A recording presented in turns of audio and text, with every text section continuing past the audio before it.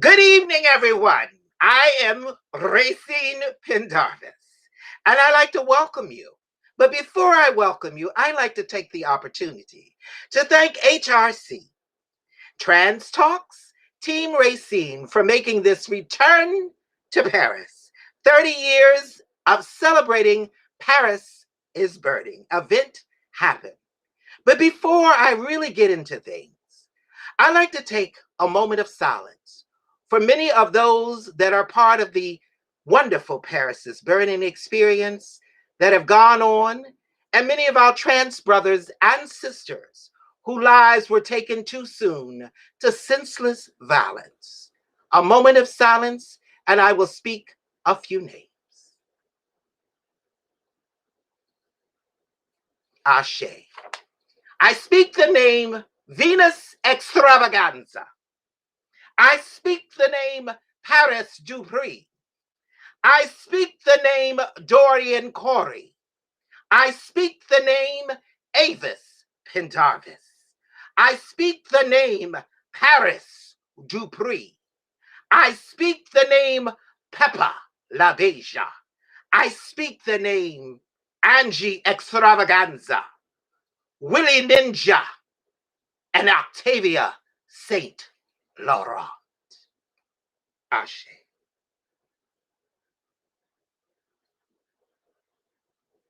And of course, I'm the queen of the shameless plugs, and we plug everything that we're involved in.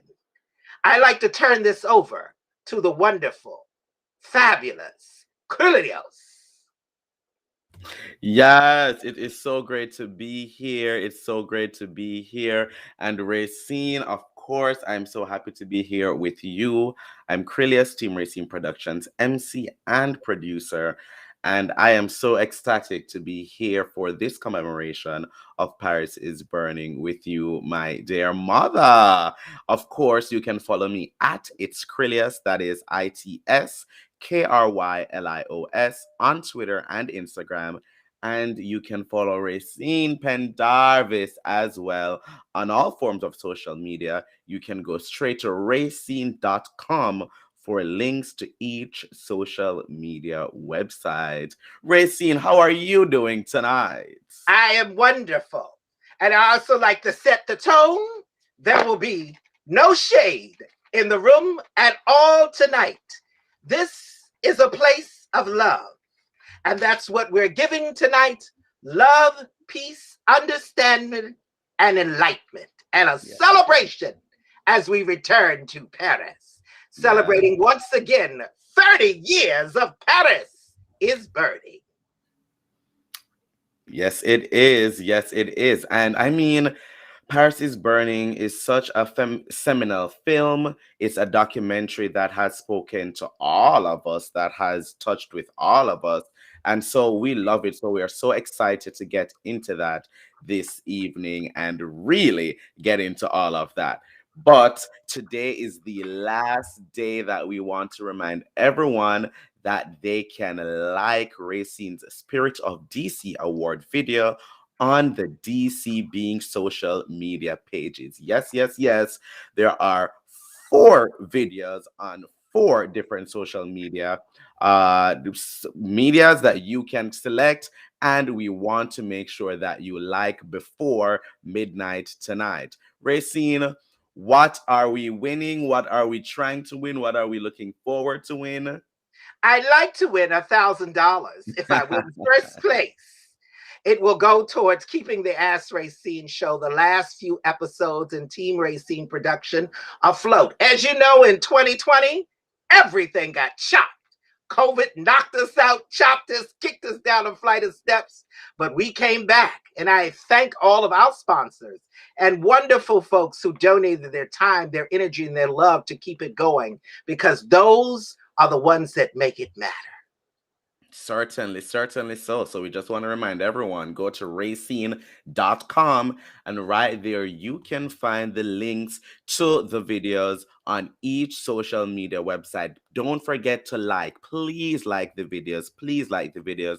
So you can go to rayceen.com. You'll find the link to Instagram, to Twitter, to Facebook, and TikTok of Rayceen's DC Beings video. Make sure that you like it and share it with all your friends. Share it with your friends, share it with your family, and make sure that they also like the video.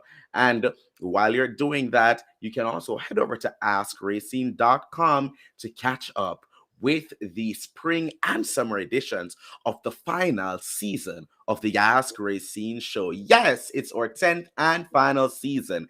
And so far, we have the spring editions and the summer editions all available for you to watch at AskRayceen.com. It's free. So go ahead and get into it and get yourself ready for the fall editions coming up this first Wednesday of September. So make sure that you're catching up and binge if you have not yet started to watch the Ask Rayceen show 10th and final season.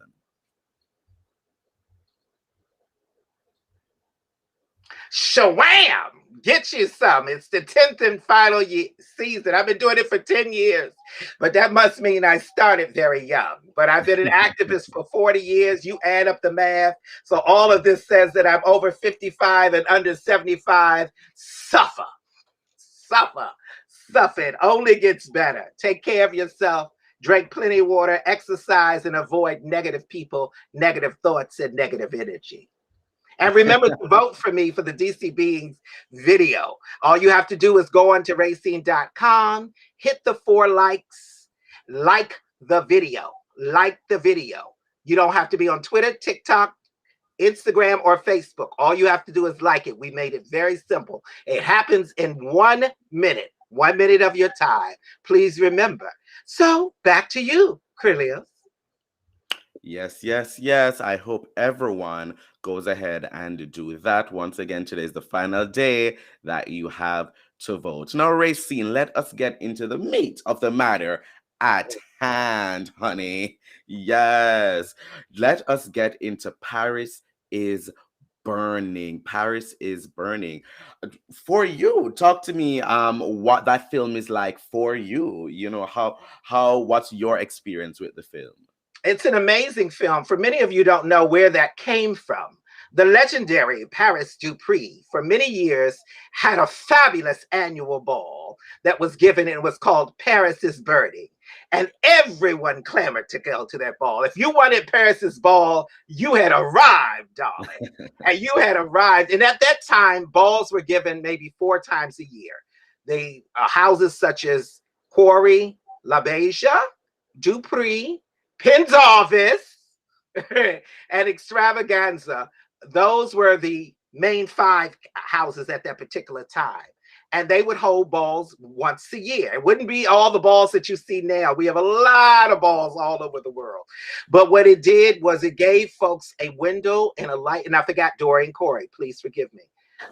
So it gave us a safe space, a safe haven, because at many throughout our life and throughout history, being LGBTQIA was not always accepted or wanted or fully celebrated in the way that it is today. I want you to understand many books at one time in the early 50s, in the early 60s and 40s, there was a law in many states called masquerading. If you were not born that sex and you were dressing in the opposite clothes, you could be arrested on sight. So many times, many of our LGBTQIA, especially trans community, would be arrested, subjected to being jailed, losing their jobs, being put out their homes. So they created houses, and Ballroom became our haven. It became a place that we all look for joy, peace, love, and acceptance. And these balls created a safe haven for many of us to compete. If you were not a queen during the day, you were a queen at night. If you were not a king during the day, you were a king at night. So it gave us places, and many of the ballroom houses were formed similar to sororities and fraternities.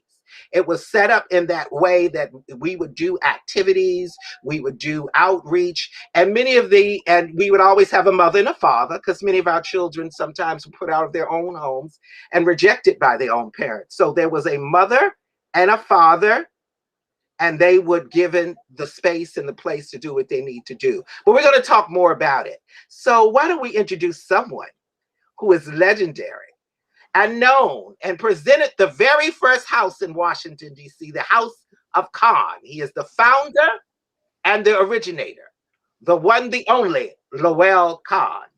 Oh, Hello, everyone. welcome, welcome, Hello. welcome.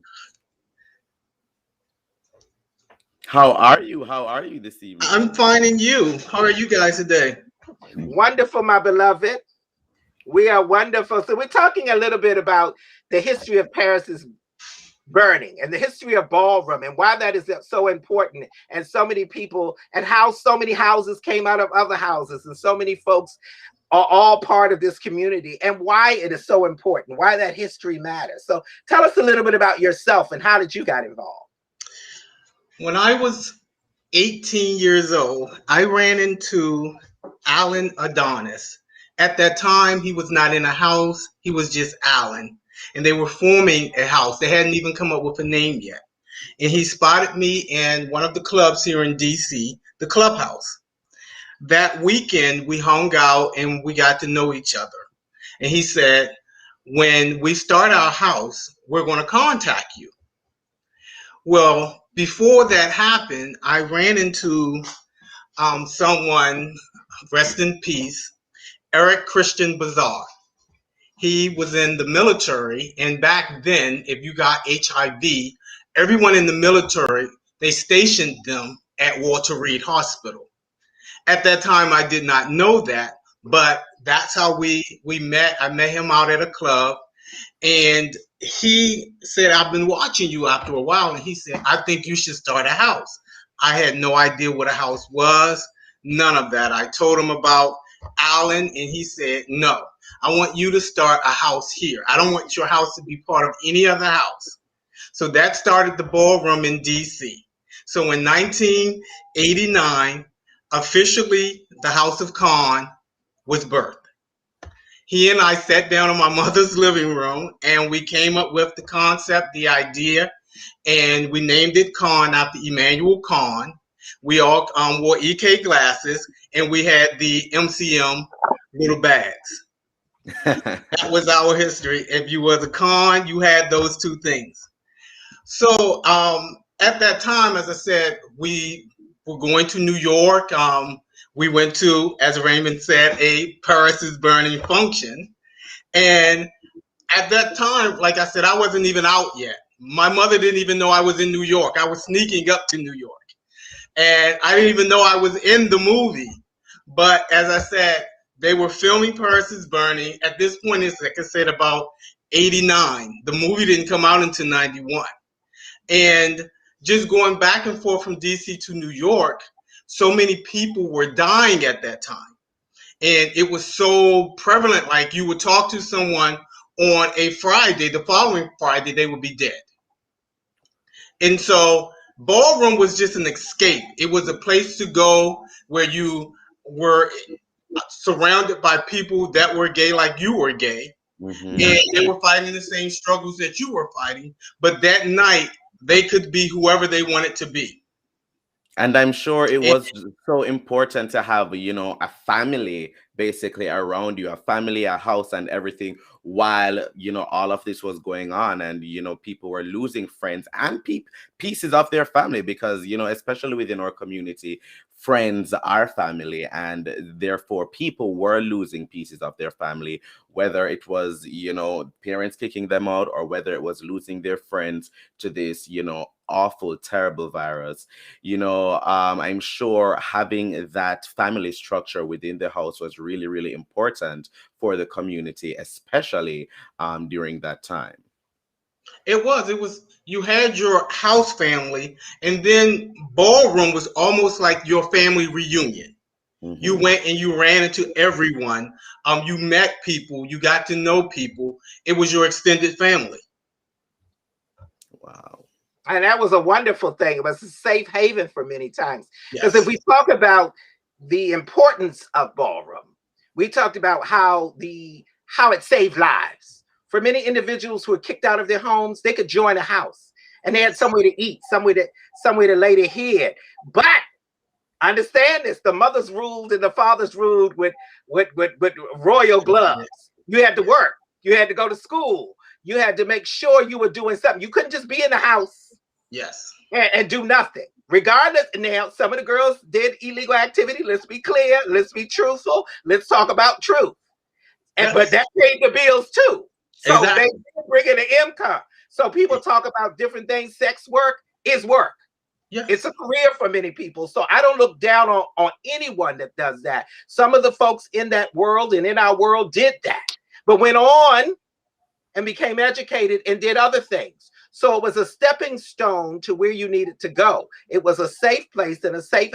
That's why ballroom has become a global event now. It's all over the world. Balls in Rome, Paris, Milan, Italy, Tokyo, all over. Houses like Cannes is global. Pendarvis, iconic. And people talk about I joined the house. I really was kind of birthed in it. Avis was originally from Washington, D.C.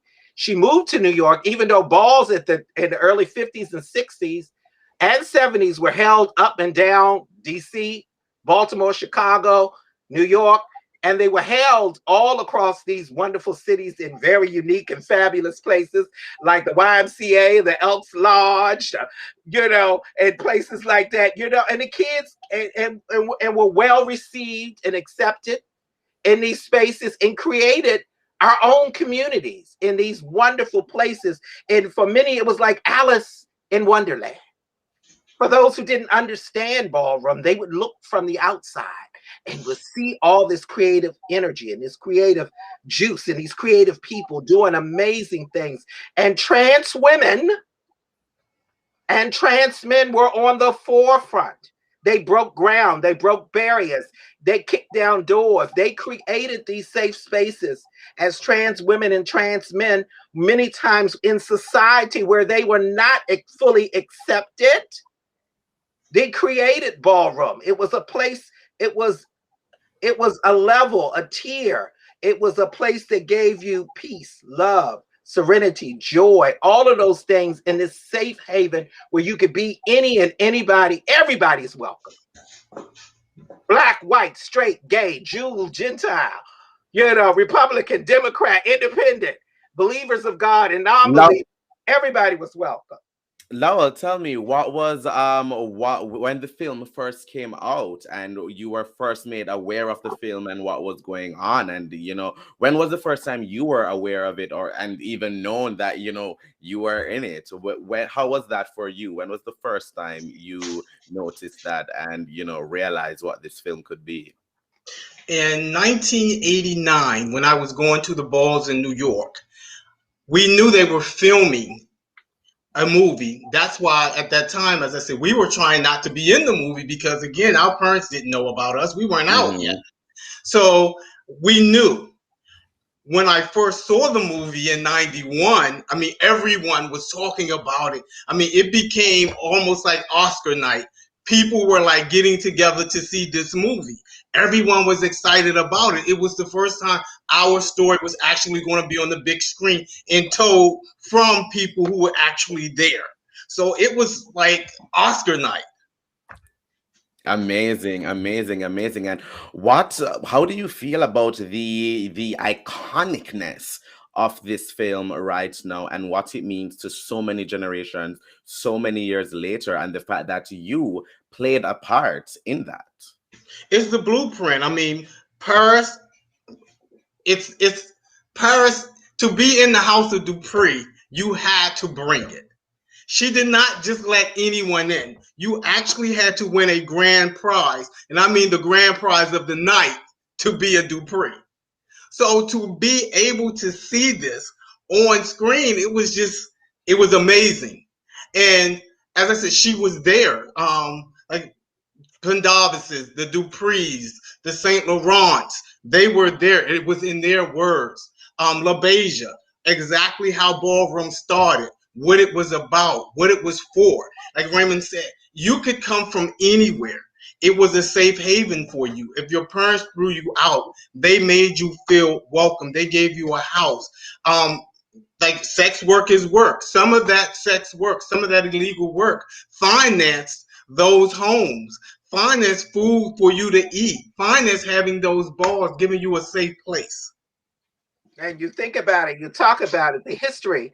There was a known transgender woman in Washington, D.C., Roberta Baldwin, who was friends with Avis Pendarvis, and they would hold balls, and they would hold the balls. New York meets D.C., and everybody would come to D.C. for the balls.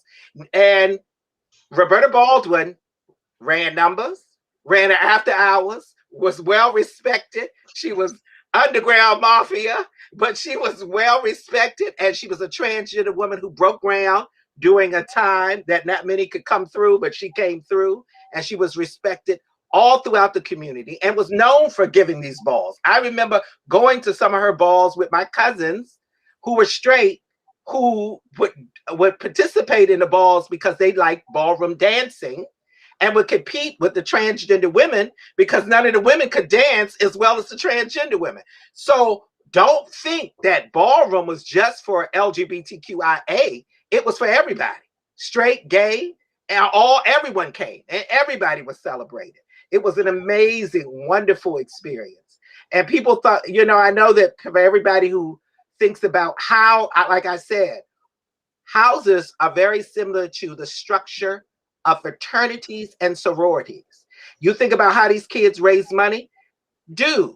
You got to pay dues in sororities and fraternities and chapters all across the country, Northwest, East, and South. So they all get together, they throw dues, they throw their money, they put up the pools, and then the kids who are clever get funding and donations and organizations, and they get the coins, and they get people like Rihanna from Fenty who sponsors these fabulous balls and was giving away $10,000 for grand prize. The kids have become a global empire. And let's not forget also, like, ballroom, it gave structure to so many people. Like, if you were a kid and your parents threw you out because you were gay and you became involved in ballroom, you had a mother and father who said, you're going to go to school or you're going to work. You had chores. You had a time you had to be in the house. Your parents, they were officially your parents. They did not play games with you. And if you didn't do what you were supposed to do, they got into, look, this is how it's going to be. And I think for ballroom, a lot of people would not be around if it was not for that structure. It taught them how to find jobs. Mothers and fathers was getting resumes together for their kids, going to school as their parents to make sure their kids were able to go to school. And let's talk about when the AIDS epidemic hit. Oh my God. Yeah, well, certainly. In the early 80s, there were no organizations formed. There was no places really you could go. You had to either, if it was one place that was catering to folks with HIV and AIDS, most of the kids went through the back door because they didn't want to go through the front door to be seen. Ballroom and the ball community raised money, took care of folks who did not have medical insurance. It paid for them to eat, to be housed. They were throwing balls so much at one point, raising money for funerals for folks who were dying. And then let's be clear. Back then in the early 80s, there was AZT came later. And AZT for many people was deadly. We didn't have the one pill save all. We didn't have the PrEP and all of these wonderful things that you have now. We had folks dying. You saw them on a Wednesday, they'd be dead next Monday. But ballroom raised money and took care of kids and was clothing kids and feeding kids and making sure when we was raising money, it just wasn't for us to just win trophies. The kids and that was at the time, that was at the time when the government didn't even want to acknowledge that this was going on. They didn't want to acknowledge that this was going on. So for a long time, there was no actual effort being put into trying to save our communities from crumbling, except from our communities, themselves, putting forward that effort to make sure that they stayed strong, to make sure that, we kept it going, to make sure that that happened. And so right now, our communities are always in debt to the ballroom community. And for those who blaze that trail, in the fight against HIV and AIDS and keeping our communities together. Lowell, tell me what is your favorite thing that has come out of Paris is Burning and the ballroom community and the impact that it has on today's youth, the impact it has on today's youth, especially queer youth. I think if it was not for the Paris is Burning, it would not be opposed. Paris is Burning taught you the basics of voguing, taught you the basics of what is a house, what is shade, the Yes. terminology that's being used today. It all came from Paris is Burning. They taught you, they gave you definitions of what the words were. Like Raymond had, what shade actually is. And Mm-hmm. how to vogue, the basics of it, the elements of it. Those things are being used today. And if it was not for Paris is Burning, I do not think it would be here today. Or Certainly. would not be as far along as it is today. Fabulous, fabulous. Lowell, thank you so much for joining us this evening. It has been so fabulous and so wonderful having you here with us this evening, and thank you for all the work you've done and continue to do within our communities. Thank you for having me. We love Lowell Khan, founder of the House of Khan. And for many, before we go to the next segment and talk, many don't understand how Paris is Burning is the blueprint. We get Queen gives you a little bit of the fabulous Crystal LaBeija, but never enough to let you know Crystal was not to be played with. And Yes, they want to know about the ballroom community. But it had not been for Paris is Burning, there would be no How Do I Look? Bring It On the Floor, Sunday Church, Strike a Pose, Kiki, My House, legendary 30 Years of Philly. Those are some other films that, because of Paris is Burning, they came after. Certainly, certainly. And I mean, so many quotes, so many words, so many things from Paris is Burning have really entered the general lexicon. That's the way how people speak now. It's fully in the vocabulary. I just watching regular TV and people are talking about shade. People are doing this, and Paris is Burning is, the film that really has made people so much more aware of the language we speak. And the language is so important. And we talk about ballroom. We talk about Paris is Burning. Paris is Burning gave you a segue. It opened the door for our community. No one knew what was going to happen. Let's be clear. And I want to speak very authentic and very honest. For many of those who were part of Paris is Burning, there was a bitter side. No one knew that it was going to blow up like it was. Money was going to be made, a lot of money. And folks were not given the full credit or the just due that was surrounding Paris is Burning. But it also speaks to the resilience of our spirit. It speaks about how we persevere even when we're down. So some folks look at Paris is Burning and understand the fullness of the film, the good and the bad. But the joy that some little boy or some little girl or some trans person in Idaho, Nebraska, Omaha, North Carolina, Africa, Rome, Paris, and Milan, or in places like you, a young fellow. There we go. Certainly, certainly. The film, I remember the first time being aware of the film. And, that for me was something that also changed my life, seeing that, coming from a place that is not so accepting of, queer people altogether. And I remember the first ever time, I don't remember what it was, but I was a teenager and I actually looked up the definition of shade and read. That is actually how I first ever knew of the film. And people kept speaking about Dorian Corey. Like in the comments, people were saying Dorian Corey defines shade and read in the film Paris is Burning. And I'm like, wait, I've never heard about this before. And I started Googling and Googling and Googling. And that's how I got into it. That's how I got into the film. And, from then on, my life was changed. So I know that not only my life and my perspective was changed by that, but I know many others have as well. And that's led to current things we have now, like Pose and Legendary. And speaking of that, we want to welcome our next guest to the floor. So we welcome Egypt Garcon. Hey, Egypt. Live from his bedroom, ladies and gentlemen. Sitting on his Yes. throne, ladies and gentlemen. That's why you see all the little things in the background. Don't read. We're making it possible. We have to come from different locations, all just for you. Honey, he made it a point to be here. Stopped his studying to be here for us. Yes, on his bed studying for finals and things. Yes, Egypt. Welcome, welcome, welcome. How are you this evening? Oh, Egypt is muted. You're It's muted. muted, my darling. Is someone throwing him shade? There we go. All right, I got it. Sorry. That's all right. Take a time to adjust. Get it right. Get yourself camera ready. But Yes. Welcome, welcome. Oh, introduce yourself to our viewers first of all to start it off. well, for one, I'm Egypt Garcon. I am the princess of New York chapter of the house, and I also was on Legendary. I was one of the ones out of the five. Amazing, amazing, amazing. And Legendary has really taken the world by storm.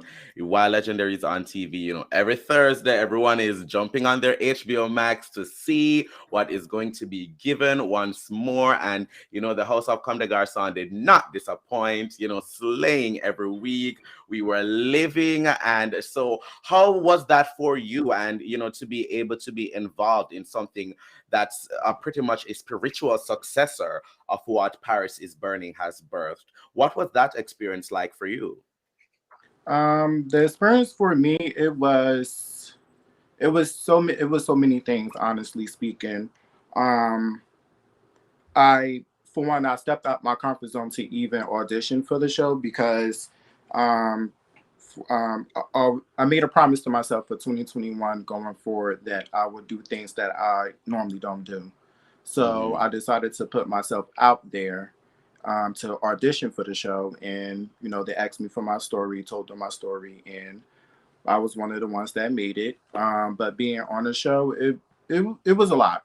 You have to be mentally strong to even be in a competition like that, to show that in front of the whole world, and plus seeing your peers from Ballroom, seeing them in a different light, and it's just it was many things. It was definitely many things. Certainly, certainly so. And it must be something to want to put yourself out there like that, to put your story out there like that, to add to the wild tapestry that's, everyone else ballroom story coming together to, give a chapter, just a chapter of the storybook of what the ballroom community is like. And Legendary, like Paris is Burning, will continue to play a part within the queer community because there's only so many things that are specifically tailored for the queer community, made by queer people with queer people within it forever. When you think about your involvement, do you think about how, that can impact queer people, in the future watching this and is being inspired by you and the work that you and your house have done on the show?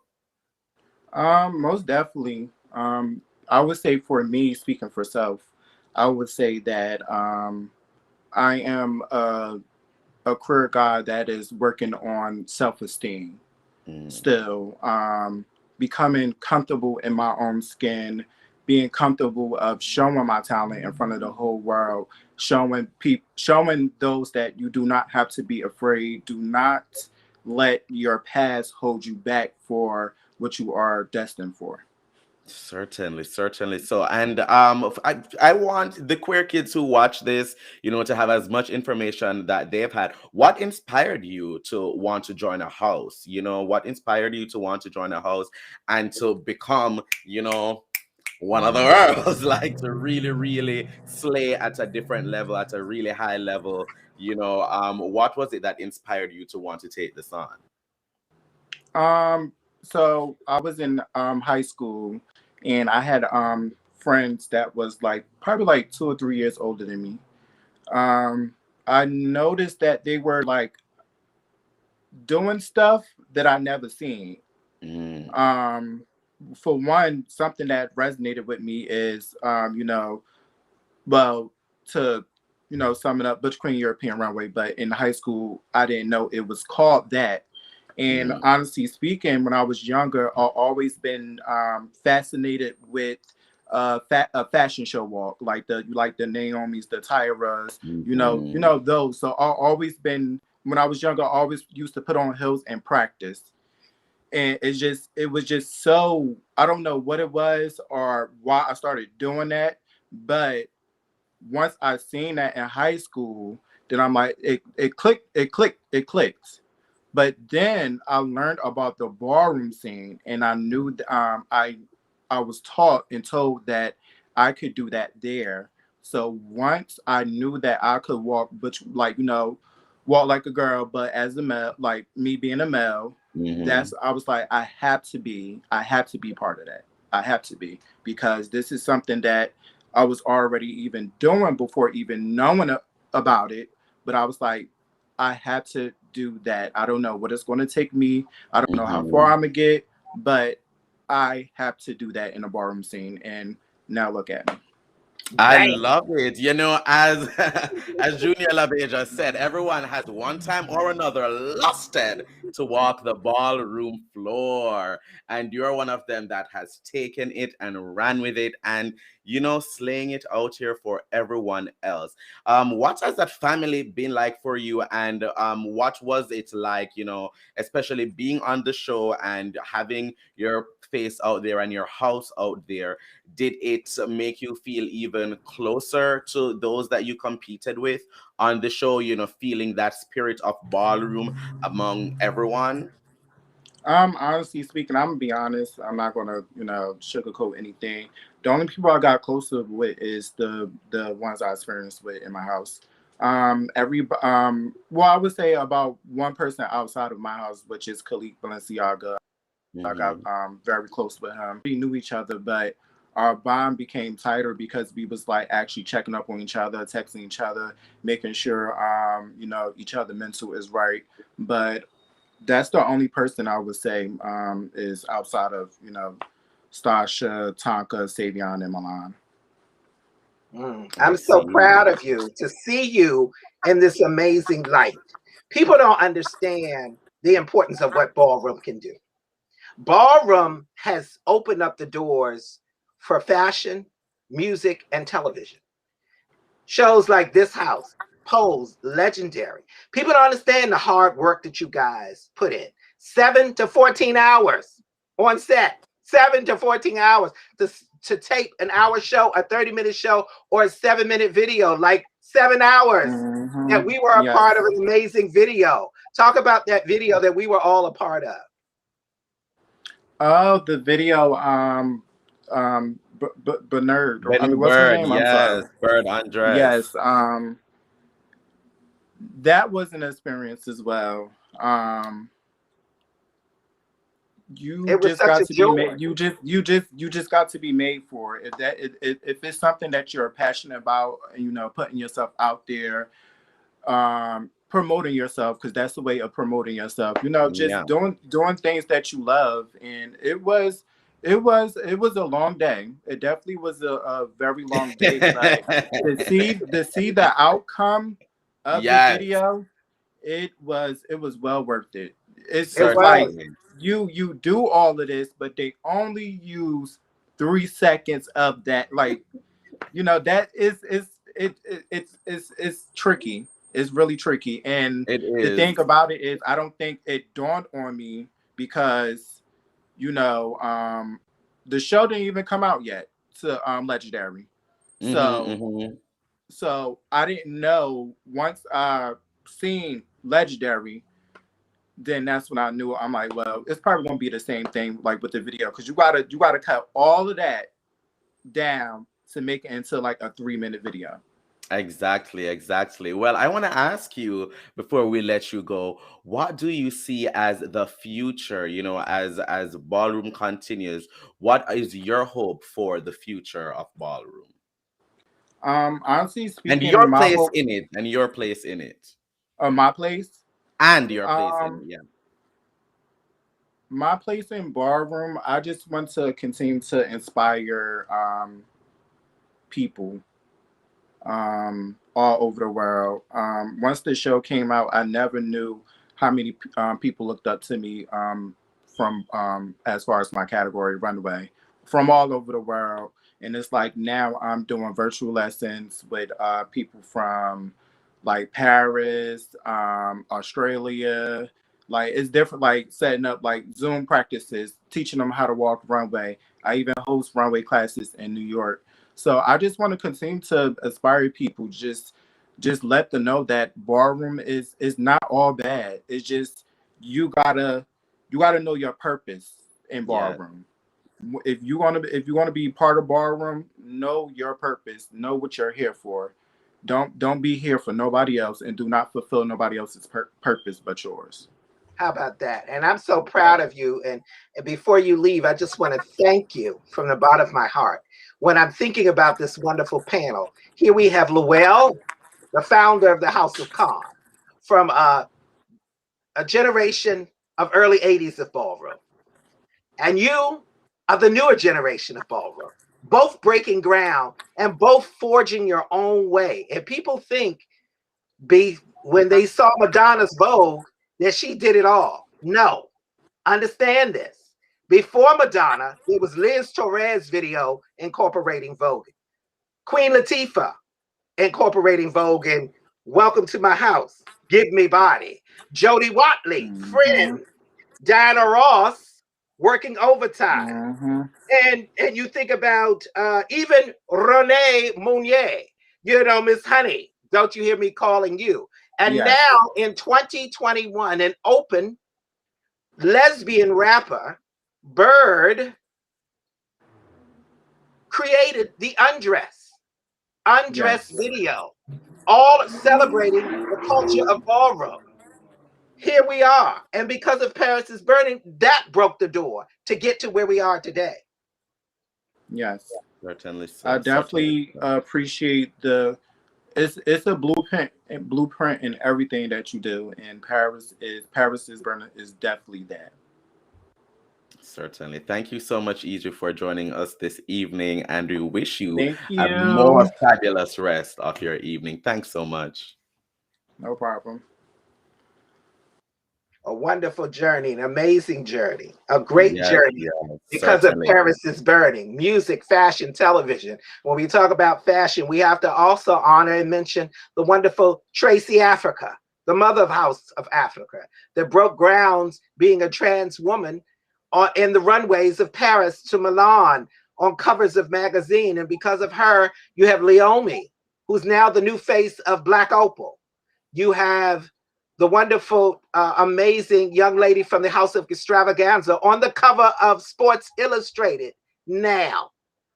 So because of those wonderful women who broke ground in fashion, music, and television, we're also where we are today. It's so amazing when I see our trans women and our trans brothers on television, on TV series, on fashion, from ballroom. Certainly. Our trans men, they did a wonderful issue starring the trans male actor on not New York Undercover, on the wonderful show Law and Order. Law and Order. He was featured a whole episode about being a trans soldier being outed in the military, and he came from ballroom. Certainly. And as we're in this pandemic, We can't help but remember one pandemic that hit the queer community really, really hard, and that was featured as well in Paris is Burning. And sadly, we have lost so many of the individuals that shared their stories in Paris is Burning to HIV and AIDS. And so once again, we're in another pandemic. We have to remind everyone, how important it is to take care of our health and to make sure that we are right. Because, honey, back then when we needed it, the people weren't here for it, and the community had to come together. And now there are all these different resources that are available.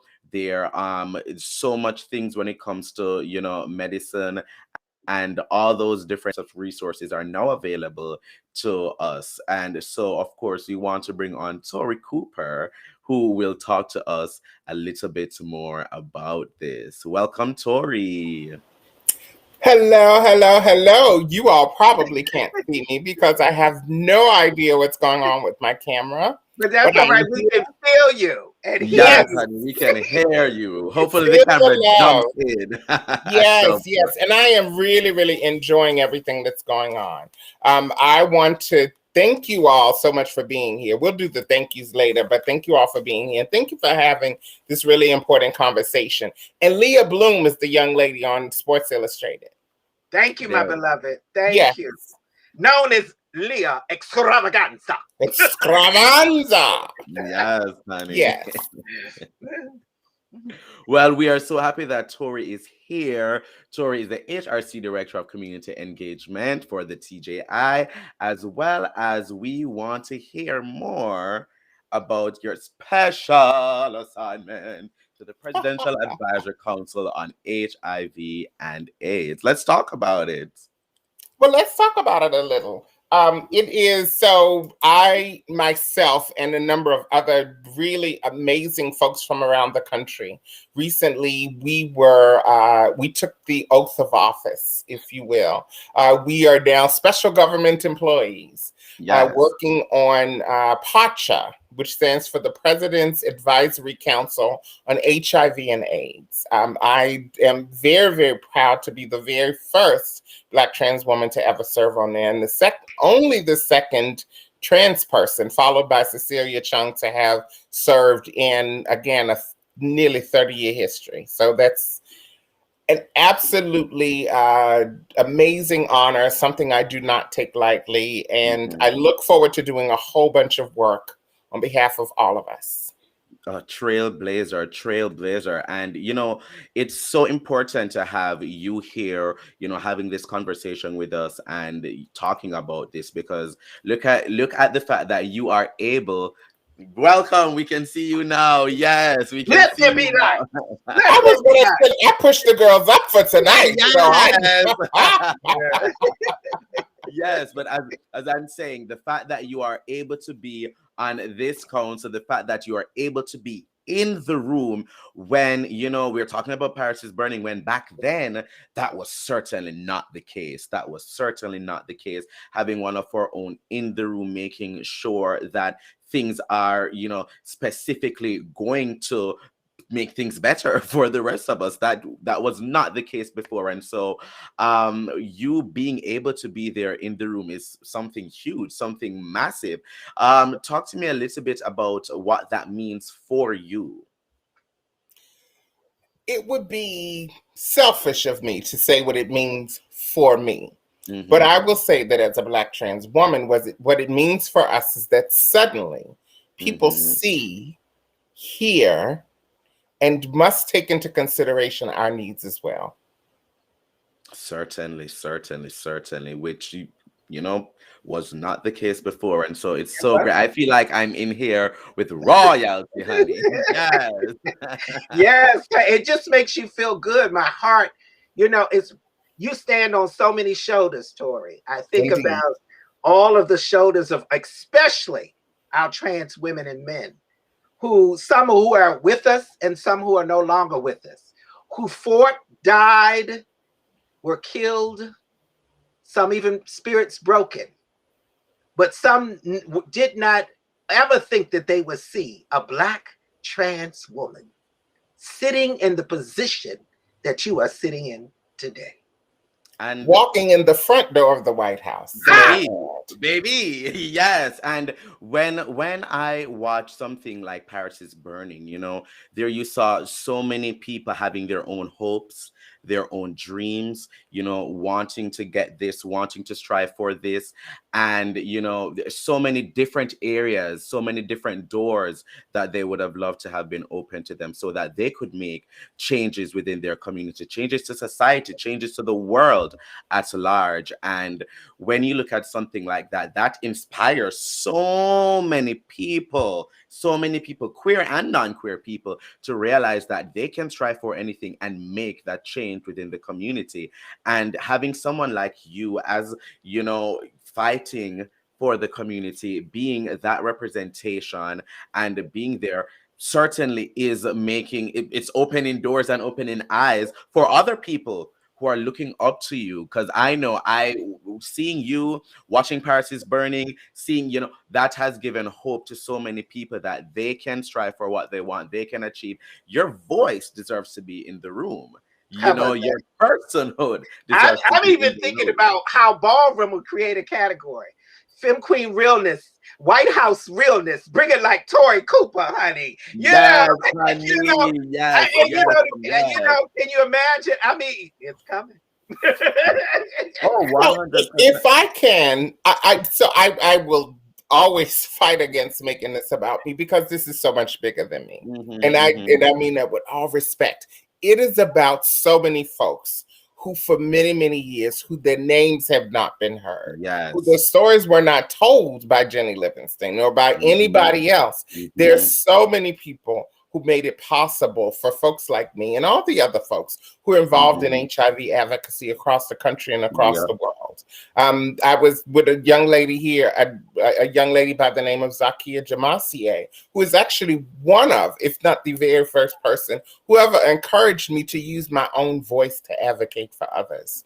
I'm reminded of Dee Dee Chamblee in Atlanta, Georgia, who was doing the work before there was any money involved in it. Yes. Who was doing the work simply because it was the right thing. And Cheryl Courtney Evans, who God bless the dead, who was doing amazing work, who came from Kansas City of all places and made it to Atlanta and worked in places and made sure that trans folks got a piece of the pie. That was a saying that she said at a CDC meeting.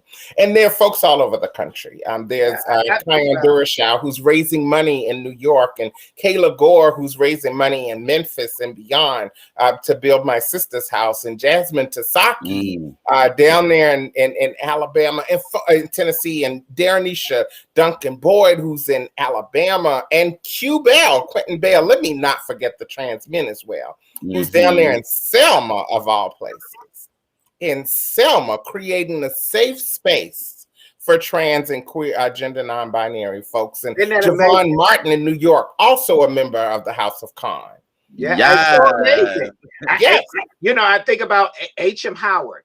I think about Valerie Spencer, Tracy O'Brien, Earlene Budd, Tony Collins, D. Curry. I think about when I think about someone who came from ballroom and advocacy, I think about Tina Teasley, who, God rest her soul, who fought for trans women and trans men affected and living with HIV and AIDS and addicted to drugs and alcohol, and how she fought and got indoors and kicked indoors to talk about addiction and the effects of addiction and how it played on ballroom and outside of ballroom, and creating safe spaces where folks can come in the door as trans people and say, yes, I'm a trans woman. Yes, I'm addicted. I need some help.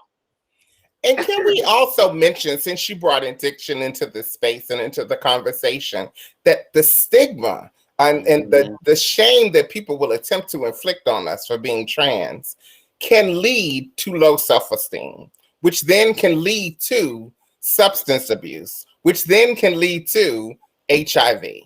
That works in both directions. An HIV diagnosis could lead to substance abuse, which in turn could lead folks to feel really badly about themselves also. So it's all very, very secular. Yes. And it's important to understand that all of us play a part in eradicating HIV and eradicating the stigma around HIV and around chronic disease and around being trans and Black and poor and all these other things that folks who are not us would tell us are wrong with us.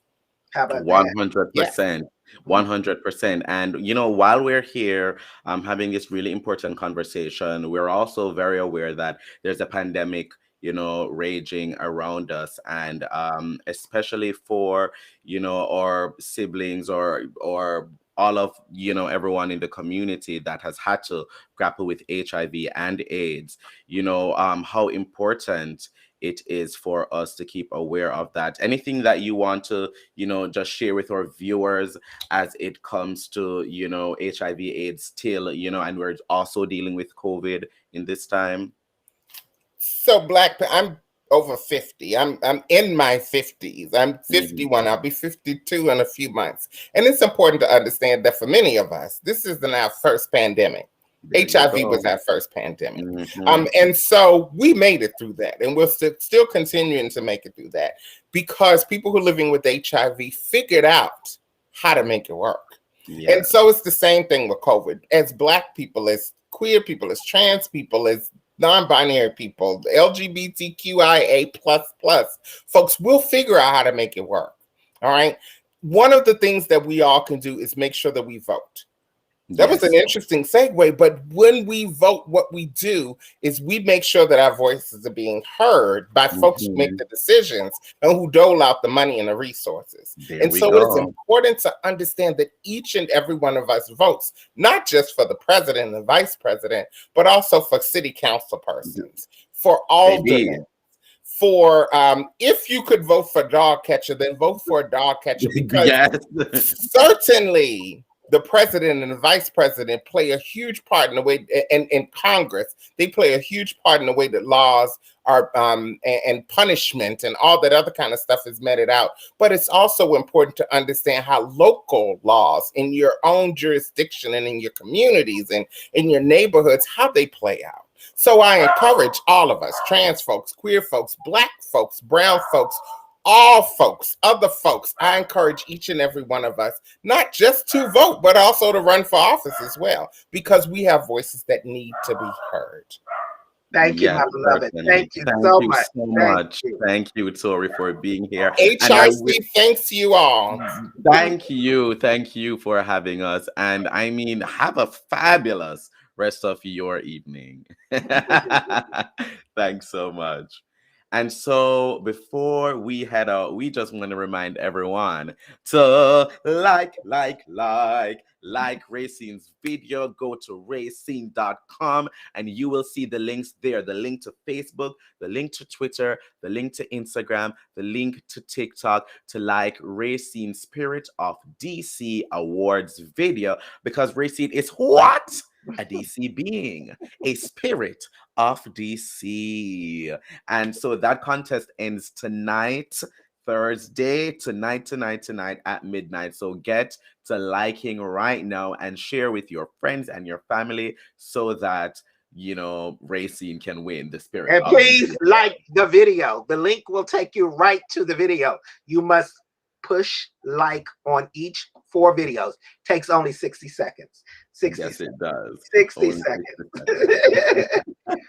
Really, I'm sure there's some things you want to say before we close out, and I'll take certainly. Well, we do. Before we close out, we just want to remind everyone that the Ask Rayceen show is on AskRayceen.com. You can go there and you can find the spring editions as well as the summer editions of the Ask Rayceen show.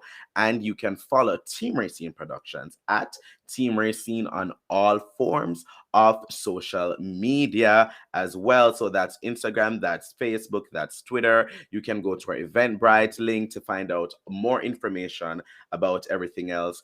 And go to Rayceen.com for all things Rayceen, as well as follow me at It's Krillius. That's ITSKRYLIUS And honey, get your life. We are celebrating, we are commemorating 30 years of Paris is Burning. After this, once you watch Rayceen's video and you vote, go ahead and watch the film one more time. Okay? Thank you so much for tuning in. We think about the wonderful joy of 30 years of Paris is Burning, and I have 30 seconds. For many years, I could not watch it because I was reminded of the lives lost. I was reminded of those who did not fully enjoy all of the financial repercussions or the financial endeavors surrounding the film. But the film speaks to the brilliance of our spirit, the enduring spirit of the LGBTQIA people, and especially ballroom, how we transcend music, fashion, mental health, politics, religion. Ballroom had a right at the table. Ballroom prepared us for where we are today. And I thank all of those who are a part of Ballroom, past, present, and future. Peace and blessings to everybody for tuning in tonight and taking the time to watch us. Of course, I'm the queen of shameless plug. Follow me on all forms of social media. That's not shade. I'm just telling you to do it. We're not being shady, just fierce. Bye, everyone. Thank you for watching.